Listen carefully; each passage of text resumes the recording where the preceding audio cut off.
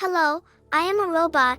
My name is Hood. Today I present to you the story of The Hobbit, Part 4, from the imagination of artificial intelligence. I hope you have a good time with me. Bilbo Baggins was a hobbit of simple pleasures, content to live his life in peace and quiet in his comfortable home in the Shire. But many years ago, he had embarked on a grand adventure with a group of dwarves and a wizard named Gandalf. They had traveled to the Lonely Mountain, battled a dragon, and claimed a vast treasure. Bilbo had returned home a hero, but he was also forever changed by his experiences. He had seen wonders and horrors beyond his imagination, and he had learned that there was much more to the world than the cozy comfort of the Shire. Years passed, and Bilbo grew old. He spent his days reading books, smoking his pipe, and reflecting on his adventures. He often thought of Gandalf, the wise and powerful wizard who had been his friend and mentor. Gandalf had visited him a few times over the years, regaling him with tales of his own travels and adventures. But then, one day, Gandalf arrived with news that would change Bilbo's life once again. "My dear Bilbo," Gandalf said as he walked into Bilbo's cozy hobbit hole. "It's good to see you again." "And you, my old friend," Bilbo said, rising from his comfortable armchair. "What brings you to the Shire?" "I have news," Gandalf said gravely. "Dark news." Bilbo's heart sank. He knew that Gandalf did not speak lightly of such things. "What is it?" he asked. Gandalf took a deep breath. "The wizard Saruman, who you may remember from our adventures, has escaped from his imprisonment in the Tower of OfThe. He has returned to the Shire, and he has taken control." Bilbo's eyes widened in shock. "What? How is that possible?" "It's a long story," Gandalf said. "But the short version is that he has been working with a group of hobbits led by Lotho Sackville Baggins. They have taken over the Shire and are imposing their will on the other hobbits. It's a terrible situation, Bilbo, and we must do something about it." Bilbo felt a surge of anger and determination. He had always been a peaceful hobbit, but he could not stand by while his beloved Shire was being oppressed. "What can we do?" he asked. "We must rally the other hobbits and lead a rebellion against Lotho and his followers," Gandalf said. "But we cannot do it alone. We will need help from our friends and allies." Bilbo nodded, feeling a sense of purpose and excitement. He may have been old, but he still had some fight left in him. "Let's do it," he said. And so, Bilbo and Gandalf set out on a journey to gather support for their rebellion. They visited old friends and allies, including the elf Lord Elrond and the dwarf warrior Gimli. They shared their story and their cause, and many were inspired to join them. They also met new allies along the way, including a group of rangers led by a man named Aragorn. As they traveled, they learned more about the situation in the Shire. Lotho Sackville Baggins and his followers had taken over many of the hobbits' homes and businesses, and they had imposed harsh rules and taxes. They had also employed a group of ruffians to enforce their will, intimidating and harassing any hobbits who dared to resist. Bilbo and Gandalf knew that they would have to be clever and resourceful to defeat such a formidable foe. They devised a plan to attack Lotho's stronghold, Bag End. Bilbo Baggins had always been fascinated by the lore of Middle-earth, the tales of ancient kingdoms and forgotten civilizations that lay hidden beneath the earth. He had read many books on the subject, but he had never imagined that he would one day find himself embarking on an adventure to search for one such lost kingdom.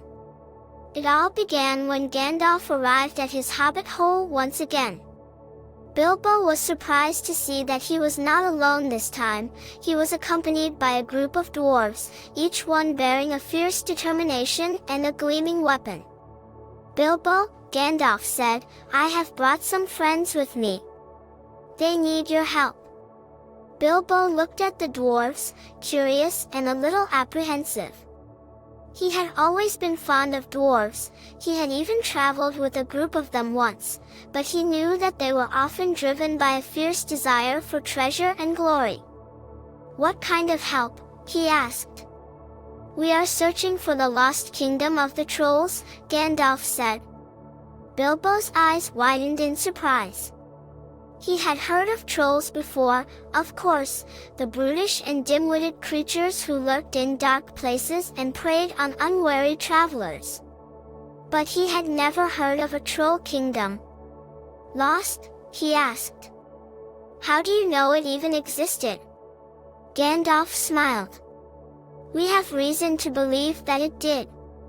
And we have a map that shows its location." Bilbo looked at the map, a weathered and ancient document that was marked with cryptic runes and symbols. He could make little sense of it, but he could sense the power and mystery that lay within it. "Where is this kingdom?" he asked. "It is said to be hidden deep beneath the mountains, in a labyrinthine network of tunnels and caverns," Gandalf said. "It is a dangerous and treacherous journey, but we believe that it is worth the risk." Bilbo thought for a moment. He was not a young hobbit anymore, and he had grown comfortable in his home in the Shire. But he could sense the thrill of adventure stirring within him once again. "I'll do it," he said. And so, Bilbo joined the dwarves and Gandalf on their quest to find the lost troll kingdom. They set out from the Shire, traveling through the rolling hills and forests of Middle-earth. They encountered many dangers along the way, from orc raiding parties to bands of marauding goblins. But they were skilled and determined, and they managed to overcome each obstacle that lay in their path. As they journeyed deeper into the mountains, they encountered more and more signs that they were on the right track.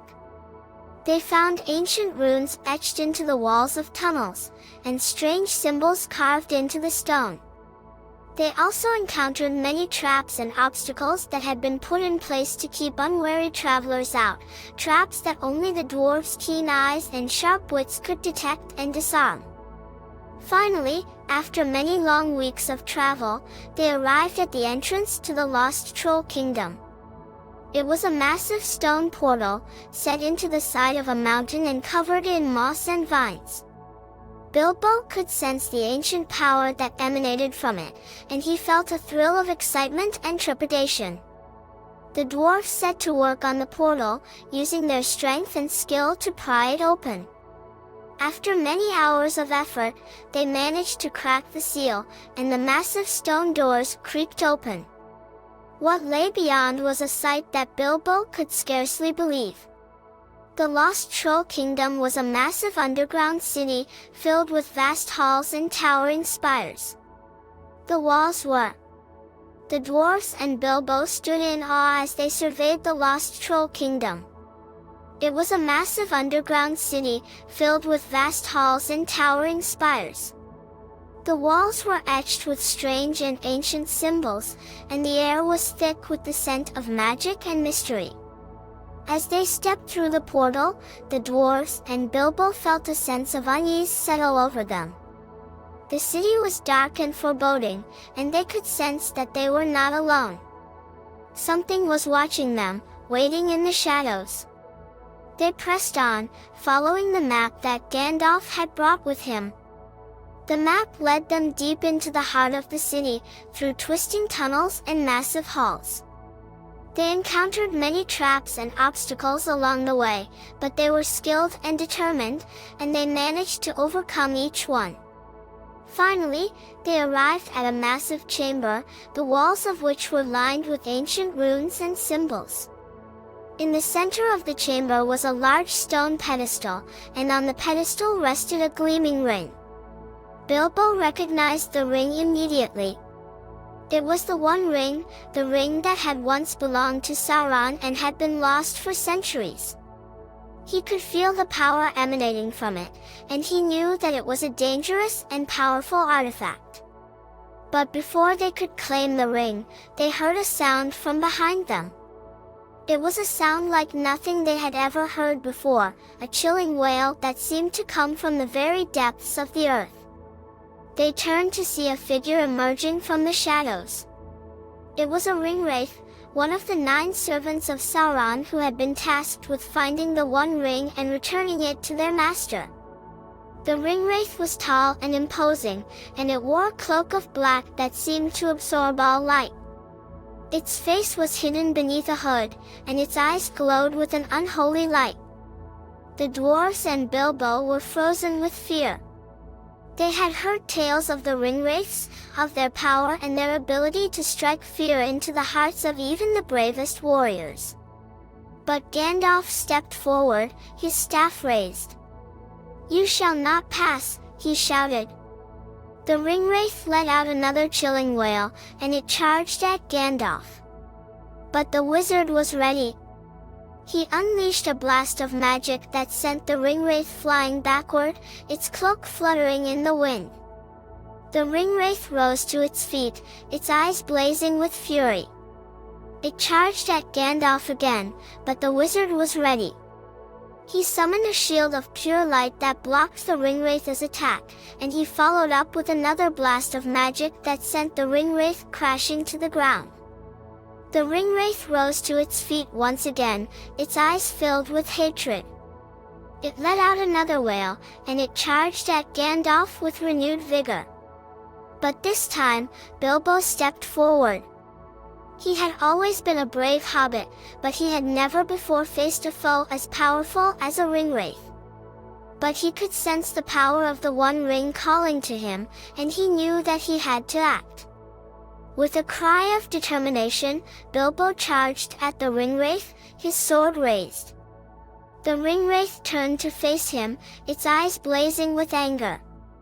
But Bilbo was not afraid. He had faced trolls and goblins and dragons before, and he knew that he had the courage and determination to face this foe. The ringwraith swung its sword at Bilbo, but the hobbit was too quick. He ducked and dodged, and he managed to land a blow on the ringwraith's arm. Let out a howl of pain and anger, and it swung its sword at Bilbo again. But this time, Gandalf was ready. He stepped forward and blasted the ringwraith with a beam of pure light, sending it tumbling to the ground. The ringwraith struggled to rise, but it was weakened by Gandalf's attack. Bilbo saw his chance and charged at the ringwraith, his sword raised high. With a mighty swing, Bilbo struck the ringwraith's sword, causing it to fly out of its hand. The ringwraith stumbled backward, its cloak billowing around it. Bilbo stepped forward, the One Ring held aloft. He could feel its power coursing through his veins, and he knew that he had the power to defeat the ringwraith once and for all. With a final cry of determination, Bilbo charged at the ringwraith, the One Ring held high. The ringwraith tried to block the blow, but it was too weak. With a final swing, Bilbo struck the ringwraith, and it crumbled to dust. The dwarfs and Gandalf rushed forward to congratulate Bilbo on his victory. They were amazed at his courage and determination, and they knew that he had saved them all from certain doom. But as they looked around the chamber, they realized that they were not alone. The walls were lined with strange, ancient symbols, and they could feel a sense of magic and power emanating from the room. Suddenly, the ground began to shake. The dwarfs and Bilbo stumbled as the chamber began to collapse around them. They knew that they had to get out of the city before it was too late. They rushed back through the twisting tunnels and massive halls, dodging falling debris and leaping over chasms. They could feel the ground shaking beneath their feet, and they knew that time was running out. But just as they were about to make their escape, they heard a cry for help. It was one of the dwarves, trapped beneath a fallen pillar. Without a second thought, Bilbo rushed back to help the dwarf.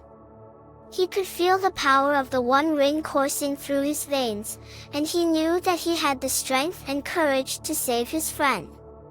With a mighty heave, Bilbo lifted the pillar off the dwarf, freeing him from his prison.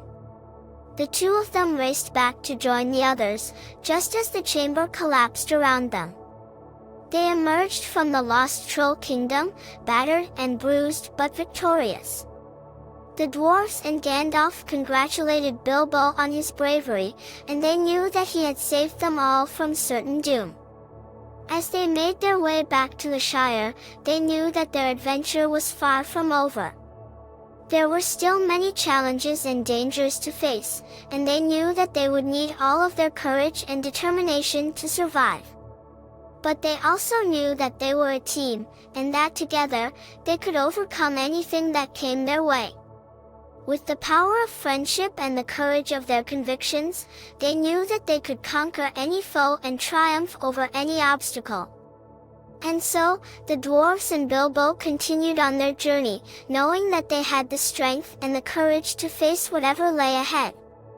And with the power of the One Ring at their side, they knew that they were destined for greatness. As Bilbo and his companions journeyed across Middle-earth, they faced countless dangers and obstacles. They battled orcs, goblins, and trolls, traversed treacherous mountains and dark forests, and endured the scorching heat of the desolate wastelands. But through it all, they never lost sight of their ultimate goal, to keep the One Ring out of the hands of evil and to prevent its power from being used to destroy the world. Finally, after months of travel, they arrived at their destination, Mount Doom, the fiery volcano where the One Ring was forged and where it could be destroyed. But they were not alone. The forces of darkness, led by the Dark Lord Sauron himself, had also converged on the mountain, intent on claiming the One Ring for their own. A massive battle ensued, with armies of orcs and other foul creatures clashing against the forces of good. The sky was filled with the sound of clashing swords, the cries of the wounded, and the roar of dragons and other beasts. Bilbo and his companions fought valiantly, using their wits and their skills to stay one step ahead of the enemy.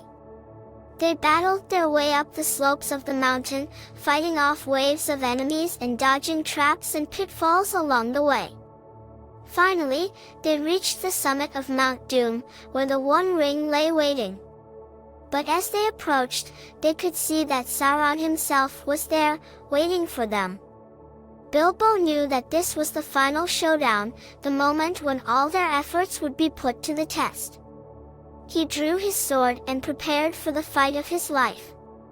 The battle was fierce and intense, with both sides trading blows and spells.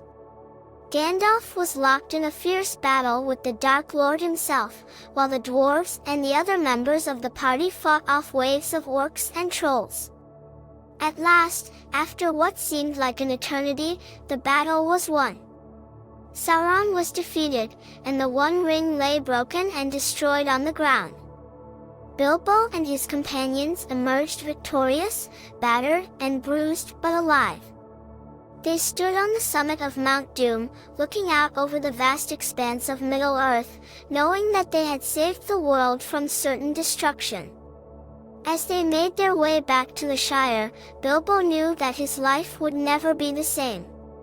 He had been through so much, faced so many challenges and dangers, but he had emerged stronger and wiser for it.